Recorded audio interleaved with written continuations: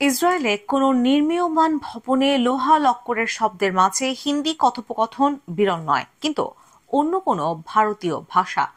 এক বছর আগেও চিত্রটা এমন ছিল না।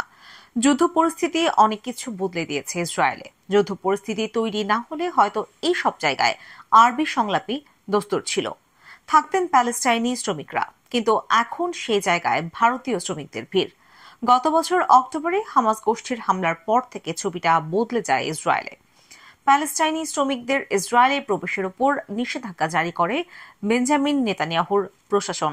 নির্মাণ ক্ষেত্রে এখন শ্রমিকের সেই ঘাটতি পূরণ করছেন ভারতীয় শ্রমিকরা। সংবাদ সংস্থা এএফপি জানিয়েছে, গত এক বছরে 16,000 ভারতীয় শ্রমিক যোগ দিয়েছেন ইসরায়েলের নির্মাণ কাজে।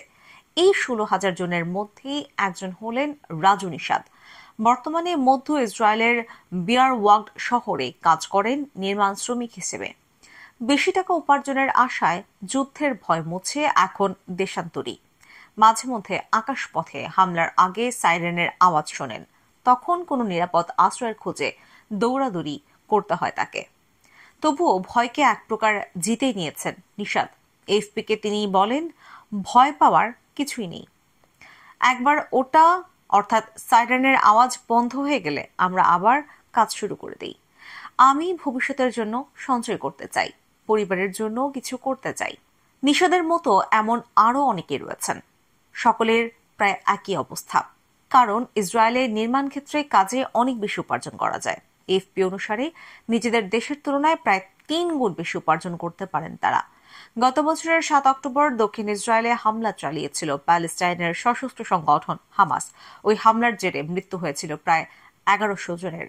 শুধু তাই নয়, 250 জন ইসরায়েলি নাগরিককে যুদ্ধবন্দীও করেছিল হামাস।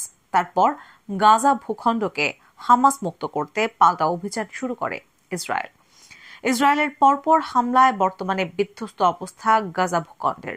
গত বছরের অক্টোবরে হামাস গোষ্ঠীর হামলার পর থেকে প্যালেস্টাইনিদের ইসরায়েলে প্রবেশ নিষিদ্ধ করে দেওয়া হয়, যার জেরে ইসরায়েলের নির্মাণ ক্ষেত্রে শ্রমিকের অভাব তৈরি হয়। এফপি জানিয়েছে, ওই নিষেধাজ্ঞার আগে পর্যন্ত প্রায় 10,000 প্যালেস্টাইনি শ্রমিক কাজ করতেন ইসরায়েলে। নিষেধাজ্ঞার কারণেই তৈরি হওয়া শ্রমিক ঘাটতির সরাসরি প্রভাব পড়ে ইসরায়েলের নির্মাণ কাজের উপর। যুদ্ধ পরিস্থিতি তৈরির পর থেকে আবাসনের নির্মাণ কাজ প্রায় 25% পিছিয়ে পড়ে। এ অবস্থায় শূন্যতা পূরণ করতে ভারতীয় শ্রমিকদের নিয়োগ করা হয়েছে নির্মাণ কাজে। ইসরায়েলে আগে থেকেই অনেক ভারতীয় কর্মরত। কেউ পরিচারকের কাজ করেন, তো কেউ আবার তথ্য প্রযুক্তি সংস্থার কর্মী হিসেবে কাজ করেন। তবে যুদ্ধ পরিস্থিতি তৈরির আগে পর্যন্ত নির্মাণ ক্ষেত্রে ভারতীয় শ্রমিকের সংখ্যা এতটা বেশি ছিল না। যুদ্ধ পরিস্থিতি শুরুর পর নিয়োগ সংস্থাগুলি ইসরায়েলের নির্মাণ কাজের জন্য ভারতীয় শ্রমিকদের নিয়োগ করতে শুরু করে।